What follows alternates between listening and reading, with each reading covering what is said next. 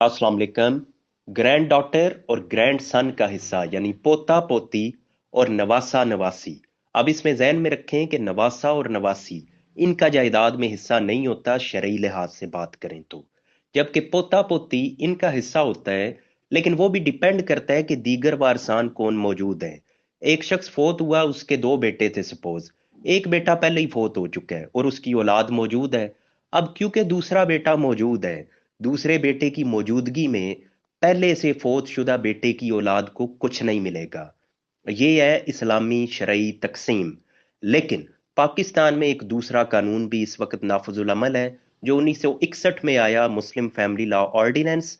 उसमें यह बात की गई कि अगर ऐसी सिचुएशन होगी कि एक बेटा पहले ही फोत हो चुका होगा, तो जब वरासत तकसीम होगी तो पहले से फोत शुदा बेटे की औलाद को भी हिस्सा दिया जाएगा।